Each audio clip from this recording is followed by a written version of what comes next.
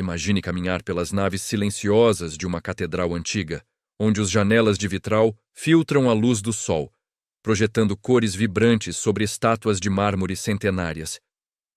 Nessas imagens, os santos são frequentemente retratados com mantos pesados de seda, expressões severas de êxtase e halos dourados que parecem pertencer a um mundo distante, místico e inalcançável para um cidadão comum do século XXI. Mas, de repente, uma imagem rompe essa tradição milenar nas redes sociais e nos altares modernos. Não é uma pintura a óleo ou uma escultura barroca, mas uma fotografia digital nítida. Nela, vemos um adolescente com o cabelo castanho desalinhado pelo vento, vestindo um moletom vermelho casual, calças jeans gastas e um par de tênis Nike. Ele carrega uma mochila comum nos ombros e exibe um sorriso genuíno que qualquer um reconheceria em uma sala de aula ou em um parque de diversões. Este é Carlo Acutis, um jovem que não viveu na Idade Média, mas na era da internet de alta velocidade, e cuja vida desafia tudo o que pensávamos saber sobre a santidade na era digital. Nascido em 1991, Carlo era, em muitos aspectos, um filho típico de sua geração, navegando nas águas da transição para o mundo hiperconectado. Ele cresceu em Milão, a capital da moda e do design, cercado pela efervescência tecnológica da virada do milênio. Enquanto outros santos da história são lembrados por visões místicas em desertos isolados ou por fundar ordens monásticas em montanhas silenciosas, a infância de Carlo foi preenchida pelos sons familiares dos consoles de videogame e pelo brilho constante das telas de computador. Ele era um verdadeiro prodígio da computação, possuindo uma habilidade autodidata para a programação que deixava engenheiros experientes boquiabertos. Carlo amava o universo de Pokémon, passava horas explorando mundos virtuais no PlayStation com seus amigos e editava vídeos com uma facilidade invejável para a época. No entanto, por trás dessa fachada de normalidade adolescente, pulsava algo profundamente diferente. Uma força interior que começou a se manifestar de forma surpreendente, ainda muito cedo. A grande virada na vida de Carlo aconteceu aos 7 anos de idade, um marco que alteraria o destino de sua família rica e influente. Diferente de seus pais, Antonia e Andrea, que embora fossem pessoas de bem, não eram particularmente praticantes ou fervorosos, Carlo sentiu um chamado interno que parecia vir de outra dimensão.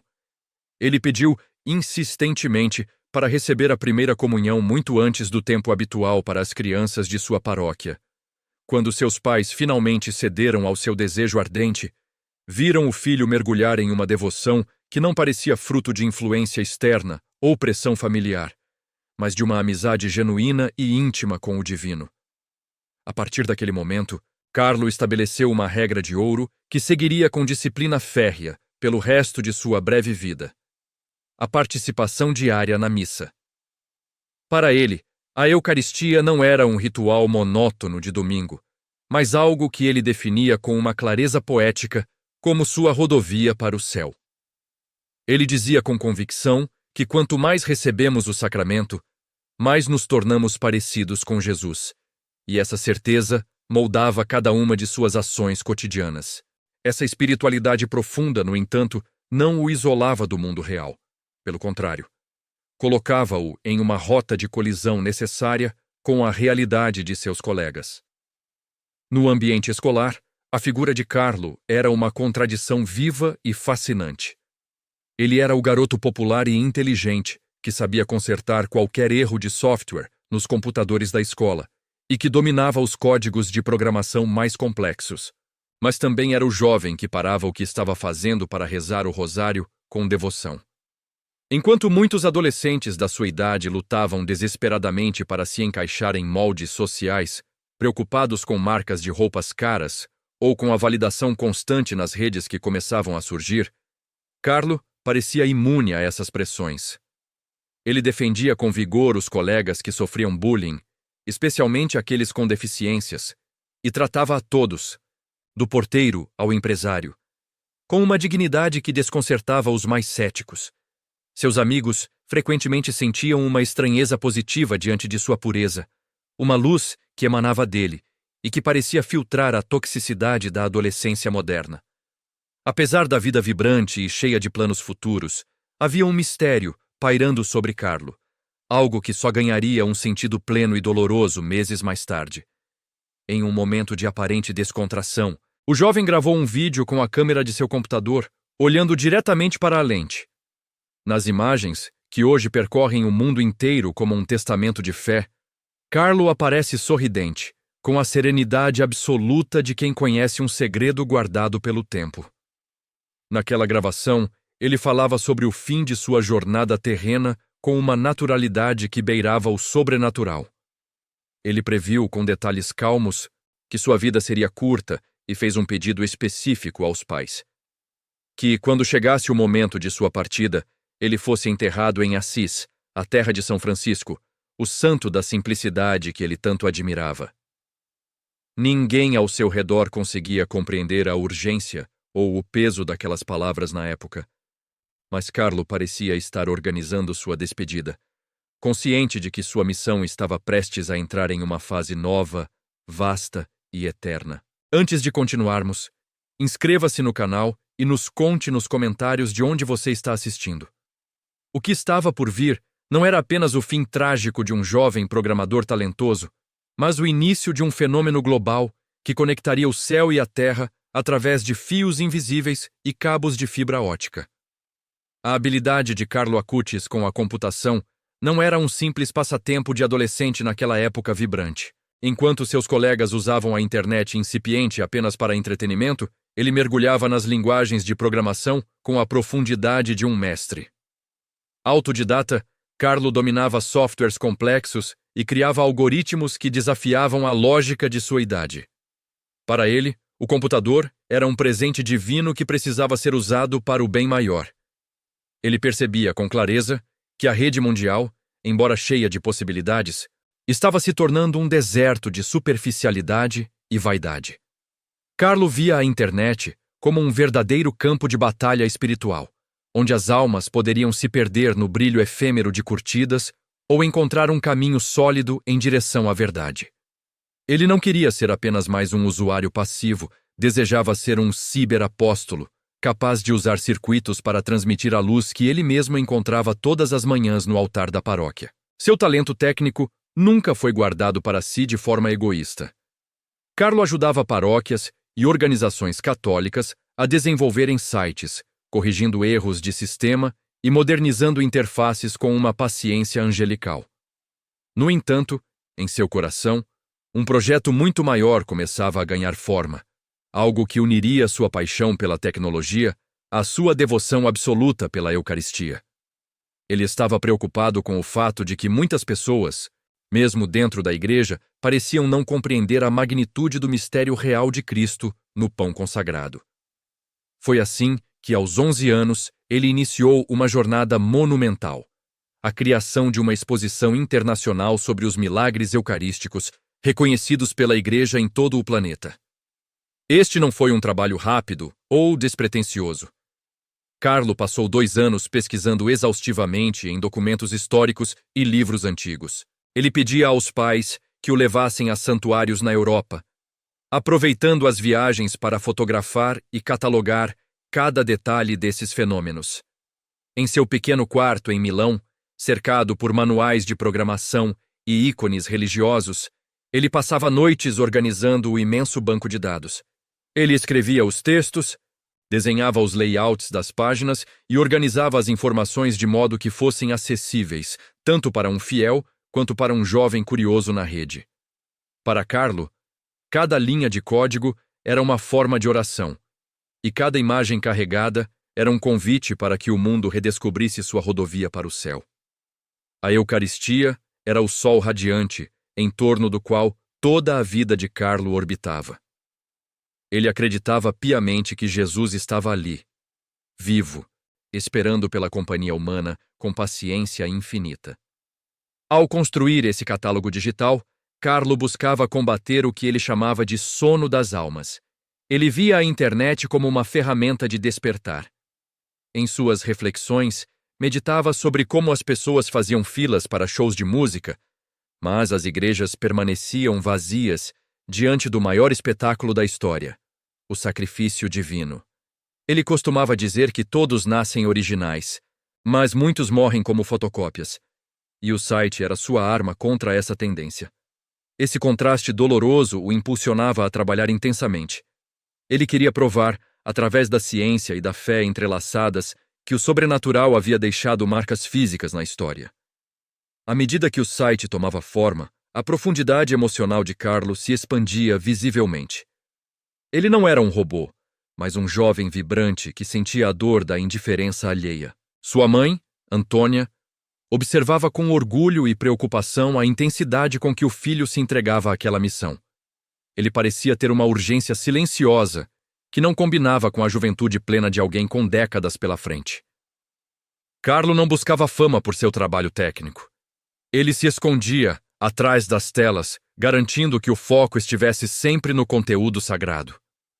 O site pessoal não era sobre seu ego, mas sobre aquele que ele amava acima de tudo. Finalmente, após meses de esforço e milhares de horas de dedicação técnica, Carlo completou o catálogo digital. A exposição agora compreendia dezenas de painéis detalhados, cobrindo milagres de diversos séculos e continentes, prontos para serem compartilhados com o mundo. No momento em que clicou no comando para publicar o trabalho completo, um sentimento de paz indescritível o envolveu. Ele olhou para a tela do computador e sentiu em seu íntimo que sua tarefa primordial na Terra havia sido concluída. O catálogo estava vivo na rede, capaz de tocar corações em lugares distantes. Carlo respirou fundo, sentindo uma serenidade absoluta, como se tivesse entregue ao mundo o mapa para o tesouro que ele já havia encontrado realmente. Ele não imaginava, porém, que essa conclusão era apenas o prelúdio de um desafio físico devastador que testaria sua fé de maneiras que nenhum algoritmo poderia prever. Embora o brilho das telas ocupasse grande parte de suas horas produtivas, o coração de Carlo Acutis não estava confinado ao silêncio do seu quarto ou ao pulsar constante dos processadores. Havia um lado de sua vida que ele guardava com uma discrição absoluta. Uma rotina paralela que acontecia sob o manto das luzes amareladas das ruas de Milão. Enquanto a metrópole italiana se vestia com o luxo das vitrines da alta costura, Carlo caminhava na direção oposta, em busca das sombras. Ele economizava cada centavo de sua mesada, recusando-se a gastar com caprichos típicos de sua classe privilegiada. À noite, acompanhado pela funcionária da casa ou sob o olhar atento de seus pais, ele saía para encontrar aqueles que a cidade preferia esquecer nas esquinas mais escuras e geladas. Carlo levava sacos de dormir, sopa quente e, acima de tudo, o dom precioso de sua escuta atenta. Ele conhecia muitos moradores de rua pelo nome, tratando cada pessoa sob as marquises não como um objeto de caridade, mas como um reflexo vivo de Cristo. Para o jovem, não bastava clicar em um site de doações. Era necessário o toque e o olhar que validava a dignidade humana nas noites mais frias. Esse comportamento irradiou uma mudança profunda em sua casa. Seus pais, Andrea e Antônia, embora pessoas de bem, viviam a rotina secular da burguesia milanesa, focada em sucessos materiais. Contudo, ao observarem a radicalidade alegre do filho, sentiram as bases de sua existência tremerem. A casa dos Acutis, antes um símbolo de prestígio financeiro, transformou-se gradualmente em um refúgio de caridade genuína. A fé de Carlo era tão autêntica que seus pais se viram atraídos para o mesmo centro, a missa e o serviço aos pobres. Um dos testemunhos mais impactantes veio de Rajesh, o porteiro hindu da família.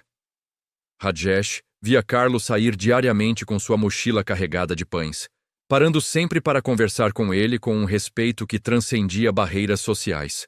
O porteiro percebia que Carlo não era apenas um jovem rico fingindo bondade. Ele era a própria personificação de uma paz desconhecida.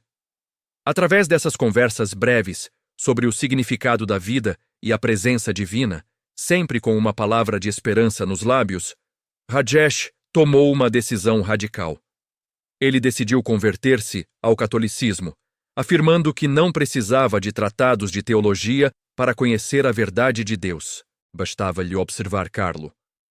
O exemplo do menino era um sermão vivo que não precisava de púlpito para converter os corações mais endurecidos. Nesse cenário de Milão, capital da moda e do status, Carlo mantinha uma postura que desafiava o consumismo desenfreado. Ele possuía apenas o necessário. Suas vestes simples contrastavam com a opulência local. Seus jeans estavam gastos e seus tênis Nike eram usados até o limite do desgaste. Ele dizia em suas meditações que a felicidade não estava em acumular objetos, mas em esvaziar o ego para que Deus pudesse entrar. Essa simplicidade voluntária criava uma tensão entre seus colegas obcecados por marcas. Carlo provava ser possível estar no mundo sem pertencer à sua futilidade. Ele era um original em um mundo que produzia apenas fotocópias em massa. Ele entendia que a verdadeira riqueza não era contada em moedas, mas em atos de amor que permaneciam para a eternidade. A rotina de Carlo parecia inabalável. A escola, a programação do site, as visitas aos pobres e a oração constante a cada pulsar do relógio. No entanto, o destino traçou um caminho sombrio. No início de outubro, um cansaço atípico pesou sobre seus ombros. Carlo, sempre enérgico, passou a sentir uma fadiga que não desaparecia com o repouso. No começo, seus pais pensaram em uma gripe forte ou esgotamento pelo excesso de atividades. Ele não reclamava, mantendo o sorriso enquanto tentava realizar suas tarefas diárias. Contudo, a palidez em seu rosto tornou-se acentuada, e o que parecia um vírus passageiro dava sinais de que algo agressivo corria em suas veias, preparando o terreno para a aprovação final e definitiva que deixaria a cidade e o mundo em um absoluto e doloroso silêncio. O cansaço, que inicialmente parecia uma simples indisposição juvenil, fruto de tantas horas dedicadas aos estudos e ao catálogo dos milagres, rapidamente se transformou em um pesadelo clínico que mudaria tudo. Quando Carlo foi levado ao hospital em Monza, a atmosfera de normalidade da família Acutis desmoronou em questão de horas. Os médicos, inicialmente cautelosos, realizaram uma bateria de exames de sangue que revelaram uma realidade devastadora e impossível de ignorar. O diagnóstico foi um golpe seco, proferido com a gravidade que a medicina reserva para as tragédias súbitas. Leucemia mieloide aguda tipo M3.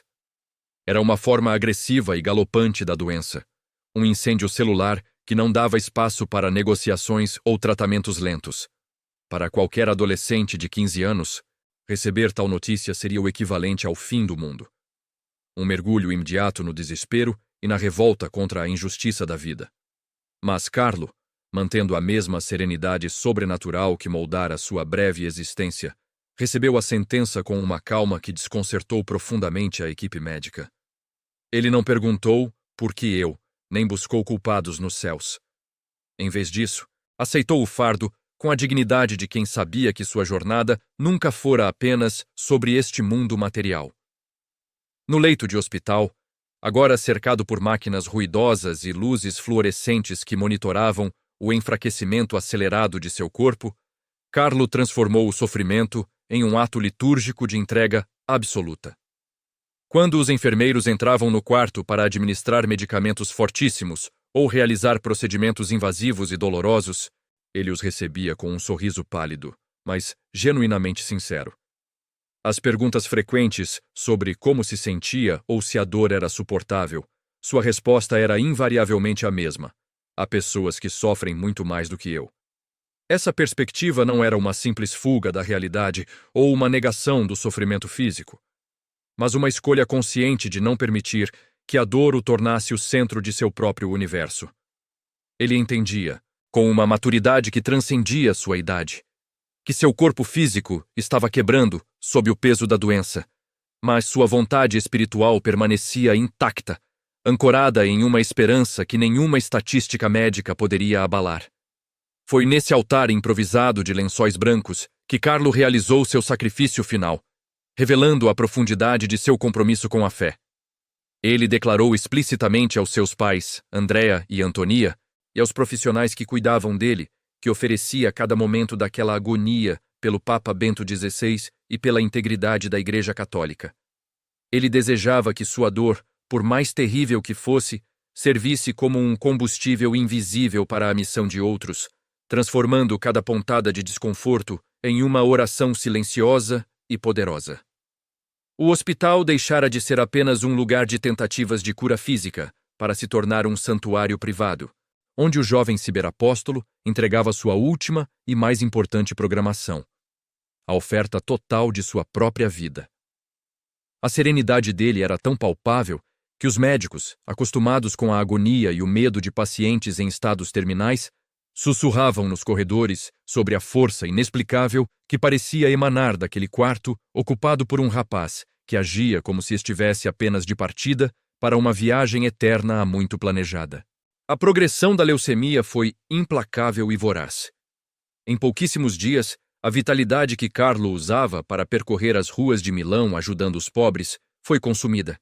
Mas sua lucidez espiritual parecia brilhar com uma intensidade cada vez maior à medida que sua carne enfraquecia. Seus pais permaneciam ao seu lado em uma vigília de amor e dor, testemunhando o espetáculo lancinante de um filho que partia antes do tempo natural. Em um dos momentos de maior clareza, Carlo olhou para sua mãe e, com uma doçura que ficaria gravada para sempre na memória dela, tentou oferecer consolo a quem lhe dera a vida. Ele não temia o que estava por vir além daquela linha tênue entre a vida e a morte. Para Carlo, a morte não era um muro de escuridão ou um vazio assustador, mas a porta dourada que finalmente se abria para a rodovia celestial que ele tanto percorrera em espírito através da oração e da comunhão diária. Ele estava pronto para encontrar pessoalmente o autor de todos os milagres que havia catalogado com tanto esmero técnico em seu computador. A despedida final foi envolta em um silêncio sagrado, interrompido apenas pelo som rítmico dos aparelhos. Carlo sabia que o tempo das palavras terrenas estava chegando ao fim, e pediu para receber a unção dos enfermos e a Eucaristia, o alimento que fora sua bússola desde os 7 anos. Ao sentir a presença do sagrado pela última vez de forma sacramental, uma paz absoluta e inabalável tomou conta de suas feições, suavizando as marcas deixadas pela leucemia. Ele estava encerrando seu ciclo com a mesma integridade e foco com que viveu cada dia. Pouco antes de entrar no coma profundo, causado por uma hemorragia cerebral inevitável, Carlo reuniu suas últimas energias para deixar um testamento espiritual para aqueles que o rodeavam. Com um sopro de voz que carregava a autoridade de quem já vislumbrava o eterno, ele afirmou que morria feliz, pois não havia desperdiçado nem um único minuto de sua vida em coisas que não agradassem a Deus. Essas palavras ecoaram pelo quarto como uma melodia vitoriosa, sinalizando que a morte não estava vencendo, mas apenas facilitando o encontro final de um jovem original com seu Criador, enquanto o mundo, sem saber, estava prestes a descobrir o tamanho do vazio e da luz que sua partida física deixaria para a posteridade. A morte física de Carlo, ocorrida naquele outubro cinzento de 2006, não foi o ponto final de sua história, mas o início de uma ressonância global que ninguém poderia ter previsto. O funeral em Milão, realizado sob uma atmosfera de choque e reverência, revelou a primeira grande surpresa para seus pais. Andrea e Antônia, ainda mergulhados no luto profundo e na incompreensão da perda precoce, viram a igreja de Santa Maria Segreta ser inundada por uma multidão vasta e diversificada que transbordava pelas calçadas. Não eram apenas os colegas de escola, os vizinhos ou a elite milanesa que ali estavam para prestar homenagens. Entre os bancos destacavam-se dezenas de rostos cansados, imigrantes, refugiados e moradores de rua que Carlo havia ajudado silenciosamente nas sombras das noites urbanas. Muitos choravam a perda de um amigo íntimo, alguém que sabia seus nomes, ouvia suas dores e os tratava com uma dignidade que o mundo muitas vezes lhes negava. Ali, naquele momento de despedida, o véu de sua caridade oculta foi rasgado, provando que sua fé não era um conceito abstrato, mas um compromisso ativo com a carne e o osso de quem sofria. À medida que os anos avançavam, o nome de Carlo Acutis começou a atravessar fronteiras geográficas e, principalmente, digitais. Sua fama de santidade não se espalhou apenas por meios tradicionais ou editais solenes, mas pela própria internet que ele tanto amava. Milhares de jovens ao redor do mundo começaram a compartilhar sua história, identificando-se com aquele rapaz de cabelos cacheados que usava mochilas, jogava videogame e dominava a programação de sites complexos. Eles viam nele a prova viva de que a busca pelo divino não exigia o isolamento em mosteiros ou a renúncia absoluta às ferramentas da modernidade.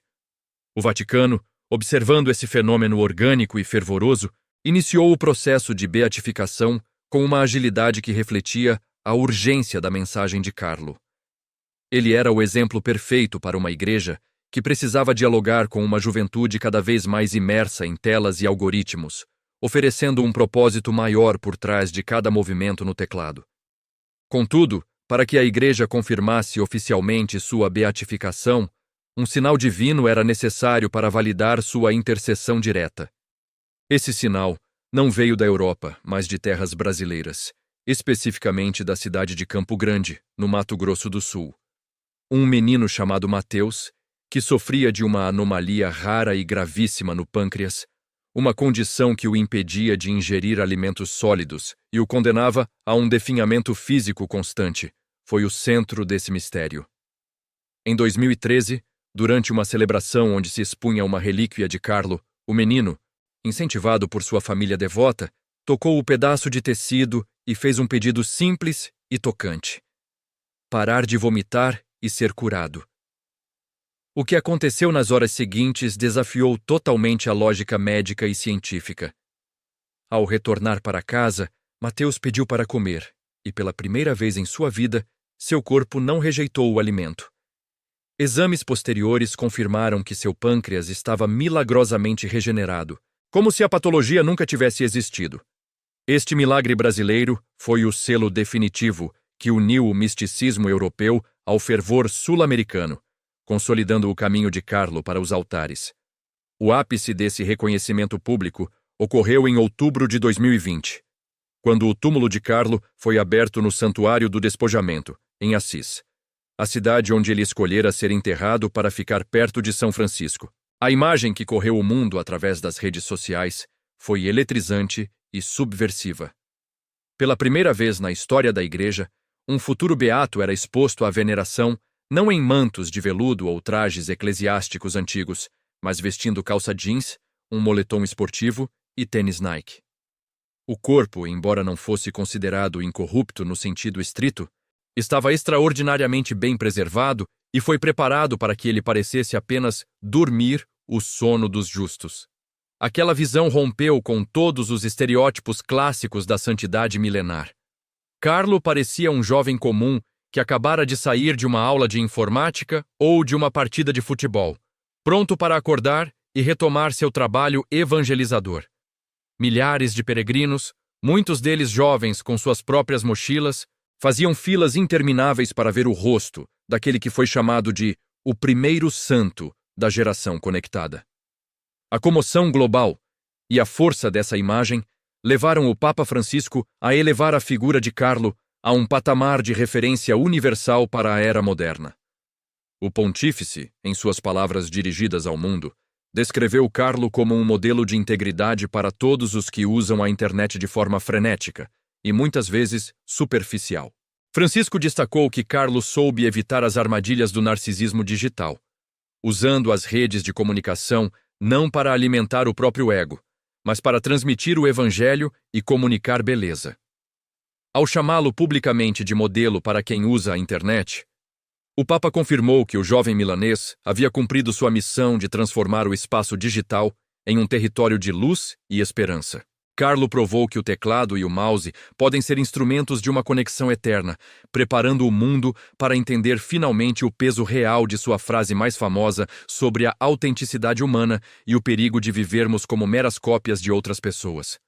A frase central que resume a breve, porém intensa passagem de Carlo Acutis por este mundo: todos nascem originais, mas muitos morrem como fotocópias.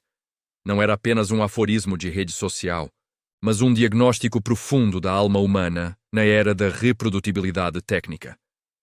Carlo percebeu cedo que a pressão constante para se encaixar, para seguir tendências efêmeras e para imitar estilos de vida irreais era a grande armadilha da modernidade. Para ele, a autenticidade era um ato de resistência espiritual. Ele via o mundo digital como um espelho onde muitos buscavam refletir uma perfeição que não possuíam, esquecendo-se da beleza única que Deus depositara em cada um. Ao declarar que não queria morrer como uma fotocópia, ele lançou um desafio que ecoa com uma força avassaladora nos dias de hoje, especialmente entre jovens que se sentem esmagados pelas métricas de popularidade e pela busca incessante por aprovação virtual.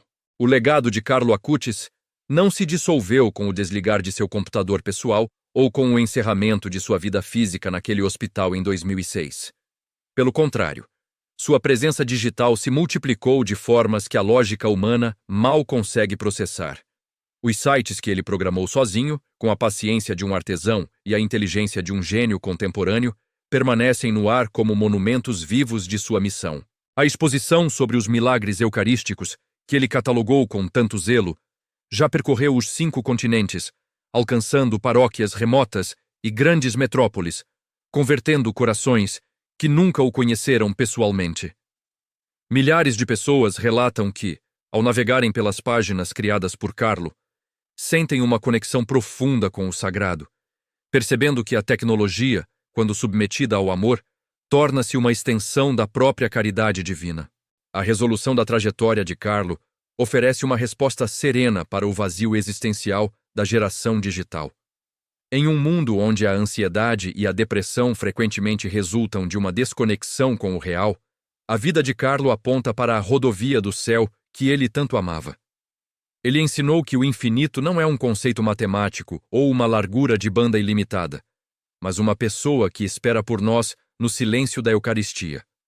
Para Carlo, o céu estava à distância de um clique, mas esse clique não era feito com o mouse, e sim com a vontade soberana de amar o próximo e de servir aos que nada têm. Suas saídas noturnas em Milão, o cuidado constante com os pobres e a amizade com o porteiro hindu, agora faziam todo o sentido. Eram as linhas de código de uma vida espiritualmente bem vivida. O impacto de sua história continua a crescer, gerando frutos em lugares inesperados. Jovens programadores, influenciadores digitais e estudantes ao redor do mundo encontram nele um padroeiro que entende suas linguagens e seus dilemas cotidianos. A ideia de que se pode ser santo usando um moletom confortável e jogando PlayStation derrubou muros invisíveis que afastavam muitos da fé tradicional. A conclusão da vida de Carlo Acutis nos deixa com uma reflexão poderosa sobre a brevidade e o propósito. Ele não mediu sua existência pela quantidade de anos, mas pela intensidade de sua entrega. Ao partir aos 15 anos, ele deixou uma obra mais completa do que muitos que vivem um século inteiro, provando que a eternidade não é uma questão de tempo acumulado, mas de profundidade da alma. Ao olharmos para a imagem final de Carlo, aquele sorriso luminoso e sincero que capturou o coração do Papa Francisco e de milhões de fiéis, compreendemos que sua profecia sobre os originais é um convite pessoal para cada um de nós. Ele nos convoca a abandonarmos as máscaras digitais, a sairmos da sombra das fotocópias e a assumirmos o brilho único que nos foi dado. Ser original, na visão de Carlo, é ter a coragem de ser quem Deus planejou que fôssemos, sem o medo de sermos diferentes em um mundo que exige uniformidade constante. No encerramento desta jornada, fica a certeza de que Carlo Acutis não é apenas um santo para os livros de história, mas um companheiro de caminhada para a Era do Silício. Ele nos mostra que a santidade é possível aqui e agora, entre um e-mail e uma mensagem de texto, desde que o nosso coração esteja ancorado naquilo que é perene e verdadeiro. O exemplo do menino de jeans e tênis Nike permanece como um farol, lembrando-nos que, para alcançar as estrelas e o próprio Criador, não precisamos de foguetes caros, mas apenas de um coração humilde e de uma vida que se recusa terminantemente a ser apenas uma cópia barata do que o mundo espera de nós. Carlo sorri para o futuro, sabendo que sua mensagem de que o céu é para todos agora navega livremente pelas ondas invisíveis da internet, convidando cada pessoa a dar o clique mais importante de sua existência em direção à luz eterna. Através de sua vida, descobrimos que ser santo no século XXI é, acima de tudo, o ato mais autêntico de ser quem realmente nascemos para ser, brilhando com a nossa própria